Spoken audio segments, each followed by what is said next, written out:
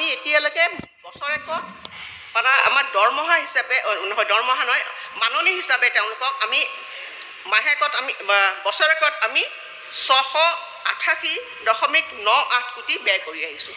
তাৰমানে কি মুঠ বাজেটখনৰ কিমান অংশ গৈছে যে 689 কোটি টকা তেওঁলোকক আমি ব্যয় কৰি আছোঁ আৰু ইয়াৰে ৰাজ্য চৰকাৰৰ অংশ হৈছে 211.14 কোটি টকা।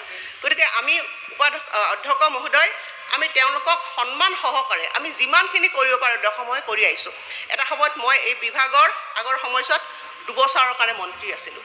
সেই 2 বছৰত অংগনবাড়ী কৰ্মীসকলৰ তেওঁলোকৰ মাননি আছিল কৰ্মীগৰাকীৰ 1000 টকা আৰু যিগৰাকী তেওঁলোকৰ মানে সহায়িকা আছে তেওঁৰ 500 টকা আছিল। আৰু আপুনি জানি আচৰিত হ'ব অধ্যক্ষ মহোদয় সেই পইচাখিনি কি কৰে হাতত দি দিয়ে, কোনোবা এজন মানে হাতত দিয়ে। যেতিয়া মই প্ৰথম বিভাগৰ দায়িত্ব ল'লোঁ লোৱাৰ পিছত মই নিজে আচৰিত হ'লোঁ যে অংগনবাড়ী কেন্দ্ৰৰ পইচা বা কৰ্মী সহায়িকাৰ মাননি কেনেকৈ দিয়া হয়, তেওঁ হাততে দিয়ে পইচাখিনি। তেওঁলোকৰ ডিষ্ট্ৰিক্ট অফিচাৰ বা CDPO কোনোবা এগৰাকীয়ে হাতে হাতে পইচাটো বিলায়। কিমান ধন সৰলকি হৈছিল আপোনালোকে নতুন বিধায়ক নাজানে। সেই অৱস্থাত মই এই বিভাগটো দেখিছোঁ, মই নিজে আচৰিত খালোঁ যে এনেকৈতো বিভাগ চলিব নোৱাৰে। 500 টকা 1000 টকা কোনোবাই যদি 1000 টকা পাইছে নিবলৈ আহিবলৈ পইচা তাতো বোলে 200 টকা নাইকিয়া হৈছে। মই বোলো এনেকৈ বিভাগ নচলিব। তাৰপিছত মই সিদ্ধান্ত ল'লোঁ, তেখেতসকলক ক'লোঁ মাতি আনি যে আপোনালোকে চবে বেংক একাউণ্ট খোলক। বহুতো অংগনবাড়ী সহায়িকা আৰু কৰ্মীসকল মোৰ ওচৰলৈ আহি গ'লে নুখোলোঁ বাইদেউ। কিয় নুখোলে যে বেংক একাউণ্ট খুলিবৰ কাৰণে 500 টকা আমি ভৰাব লাগে। তাৰপিছত মই জোৰ জবস্তি তেওঁলোকক মই বিনয়ৰে মানে অনুৰোধ জনালোঁ যে আপোনালোকে বেংক একাউণ্ট খুলিবই লাগিব। আপোনালোকে যিকেইটা পইচা পাইছে 1000 টকাই পাওক 500 টকাই পাওক ট্ৰান্সপাৰেণ্ট হ'ব লাগিব, স্বচ্ছ হ'ব লাগিব। বেংকৰ জৰিয়তেহে মই পইচা দিম, নহ'লে মই কিন্তু পইচাই দিব নোৱাৰিম। এনেকৈ কঠোৰ স্থিতি গ্ৰহণ কৰাৰ পিছত অধ্যক্ষ মহোদয় বেংক একাউণ্ট খোলা হ'ল আৰু কৰ্মীসকল তেতিয়াৰ পৰা মাননি পোৱা আৰম্ভণি হ'ল। এইটোৱে কথা চাওক কেনেকুৱা ধৰণৰ অৱস্থা আছিল। তাত 1000 টকা ল'বলৈ বেংক একাউণ্ট নাই।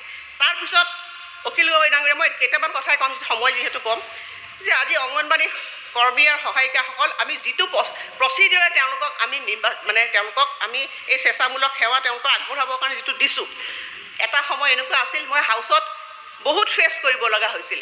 কৰ্তন প্ৰস্তাৱ আগতেও মই আহিছিলোঁ। সেইখিনি সময়ত কি হৈছিলে যে সম্পূৰ্ণ ধৰণে এই অংগনবাড়ী কৰ্মী আৰু সহায়িকাবিলাকক এটা সময়ত নিযুক্তি দিয়া হোৱা নাছিলে। সেইবিলাক আৰু বেছি খুচৰিবলৈ নাযাওঁ অধ্যক্ষ মহোদয়।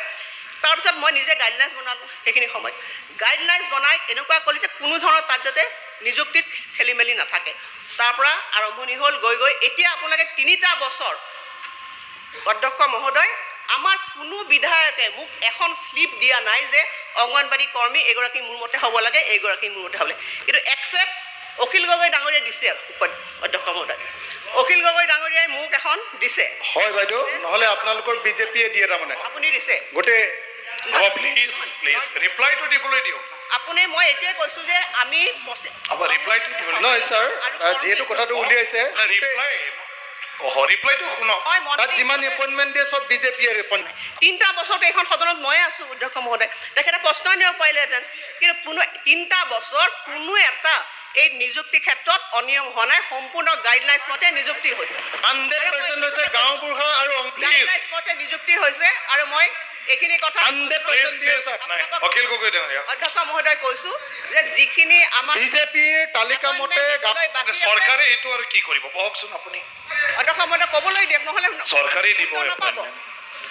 মই নিজে দায়িত্ব সহকাৰে কৈছোঁ অধ্যক্ষ মহোদয় আমি কোনো ধৰণৰ কমপ্লিটলি স্বচ্ছভাৱে যোৱা 3টা বছৰত মোৰ এপইণ্টমেণ্টখিনি হৈছে। যিখিনি বাকী আছে সেইখিনি আমি সম্পূৰ্ণভাৱে নিকাভাৱে কৰিম। দ্বিতীয়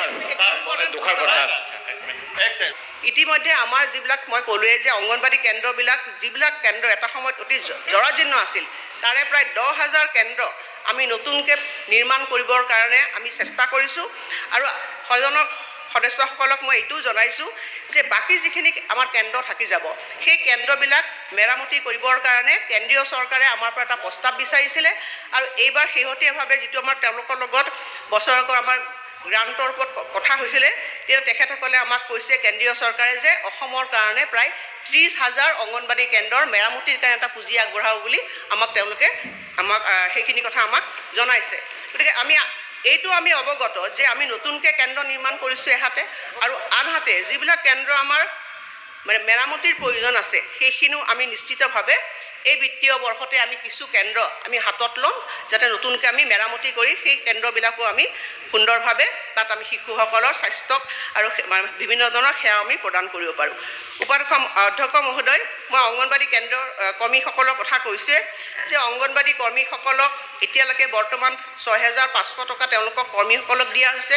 ক্ষুদ্ৰ অংগনবাড়ী কৰ্মীসকলক 4,750 টকাকৈ আৰু অংগনবাড়ী সহায়িকাসকলে 3,250 টকাকৈ তেওঁলোকে মাহেকীয়াভাৱে এককালীন তেওঁলোকে মাননি পাই আছে। আৰু অধ্যক্ষ মহোদয়, আপোনাক জনাবলৈ পাই ভাল পাইছোঁ যে অসমে হৈছে যে প্ৰথম ৰাজ্য যিখন ৰাজ্যই অসমৰ অংগনবাড়ী কৰ্মী আৰু সহায়কসকলক তেওঁলোকক স্বীকৃতি জনাই তেওঁলোকক অৱসৰৰ পিছত এককালীনভাৱে আমি 4 লাখ টকা, 3 লাখ টকা আৰু 2 লাখ টকা আমি দি আছোঁ যোৱা 2 বছৰৰ পৰা। আৰু এই ক্ষেত্ৰত আমি যোৱা 2 বছৰত প্ৰায় 1,856 গৰাকী অংগনবাড়ী কৰ্মী আৰু 1,867 গৰাকী অংগনবাড়ী সহায়িকাক ইতিমধ্যে 112 কোটি টকা তেওঁলোকক প্ৰদান কৰা হৈছে। আৰু এই প্ৰক্ৰিয়া জাৰি যে তেওঁলোকৰ অংগনবাড়ী কৰ্মীৰ পৰা যেতিয়া মুখ্য সেৱিকা পদ পায় তেওঁলোকক যাতে 25% তেওঁলোকক দিব লাগে, সেইটো আমি 25% মুখ্য সেৱিকা পদ অংগনবাড়ী কৰ্মীৰ পৰা সংৰক্ষণ কৰি আমি পদোন্নতিৰ বাবে ব্যৱস্থা গ্ৰহণ কৰিছোঁ। আৰু ইতিমধ্যে কেন্দ্ৰীয় বাজেটত আপোনালোকে সকলোৱে দেখিছে যে অংগনবাড়ী কৰ্মী আৰু সহায়িকাসকলৰ কাৰণে আয়ুষ্মান ভাৰতত 5 লাখ টকালৈকে যিটো স্বাস্থ্য সেৱা সুবিধা সেইটো প্ৰদান কৰা ভৱিষ্যতে হ'ব। গতিকে আমি অংগনবাড়ী কৰ্মী আৰু সহায়িকাসকলৰ যিখিনি তেওঁলোকৰ সেৱা, সেই সেৱাৰ প্ৰতি সদায় আমি স্বীকৃতি জনাই আহিছোঁ। আৰু এইটো আমি কৈছোঁ যে তেওঁলোকৰ কিবা সুবিধা আছে সেইখিনি আমাক অৱগত কৰিব। আৰু মই সদায় তেখেতসকলৰ লগত আছোঁৱেই আৰু আমি তেওঁলোকৰ কেনেধৰণে আগুৱাই লৈ যাব পাৰোঁ আমি ভৱিষ্যতে সেইখিনি সম্পূৰ্ণ লক্ষ্য ৰাখিম আৰু তেওঁলোকক আমি আগুৱাই লৈ যাবৰ কাৰণে সকলো ক্ষেত্ৰতে আমাৰ প্ৰচেষ্টা জাৰি ৰাখিম। দ্বিতীয়তে দিব্যাংগসকলৰ কথা কোৱা হৈছে অধ্যক্ষ মহোদয়। দিব্যাংগসকলৰ আগতে এখন আঁচনি আছিল, সেইখন আঁচনিত মই আপোনালোকক এইটো কথা কৈছোঁ যে গভৰ্ণমেণ্ট অফ ইণ্ডিয়াৰ যিটো গাইডলাইন্স আছে সেই গাইডলাইন্স মতে আমি এই নিউট্ৰিশ্যনবিলাক দি আছোঁ। আৰু আগতে কি হৈছিলে কিছুমান NGOবিলাকো খাদ্য সামগ্ৰী দিছিলে, কিন্তু গভৰ্ণমেণ্ট ইণ্ডিয়াৰ তেওঁলোকৰ একদম সুস্পষ্ট নীতি আছে যে তেওঁলোকে মাইক্ৰ' নিউট্ৰিয়েণ্টছহে দিব লাগে। ডাঙৰীয়া আপোনাকো মই স্পষ্টভাৱে কৈছোঁ, মই CDPO অফিচত জমা আছে, কোনো অংগনবাড়ী কৰ্মী লৈ নাযায় আৰু কোনো নাখায়, মানুহে ৰিপ্লাইটো নাখায়, কৰিবলৈ দিয়ক না, মানুহে নাখায়, ঠিকাদাৰ ৰিপ্লাইটো কৰিবলৈ দিয়ক। এইটো আপুনি ঠিকাদাৰৰ কাৰণে কৰিছে। প্লিজ যিয়ে নহওক ৰিপ্লাই আপোনালোকে নোট কৰক। বস্তুখিনি দিছোঁ। মই নিজে ছুপাৰভাইজাৰ অংগনবাড়ীসকলকো সুধিছোঁ, তেখেতসকলে কৈছে যে আমাক আগতে যেনেকৈ আমি দিছিলোঁ ফিচাৰী তেনেকুৱা এটা অংশ আমাক দিব লাগে। মই লগে লগে কেবিনেট প্ৰগ্ৰাম ৰেডি কৰিছোঁ আৰু চৰকাৰক মই জনাইছোঁ যে কিছুমান অংগনবাড়ী কেন্দ্ৰত তেওঁলোকে সেই খাদ্যটো নাখায়। গতিকে এইখিনি কথা আমি জনাইছোঁ, কেবিনেটতো মই জনাইছোঁ। গতিকে আমি আশা কৰিছোঁ যে তেওঁলোকক কৈছোঁ যে কিমানখিনি আপোনালোকক লাগে, খাদ্য কেনেকৈ ধৰণে খাব পাৰে, নিৰ্দেশ আমি তেওঁলোকৰ পৰামৰ্শ গ্ৰহণ কৰিছোঁ আৰু সেই পৰামৰ্শ মতে আমি ভৱিষ্যতে কাম কৰি যাম।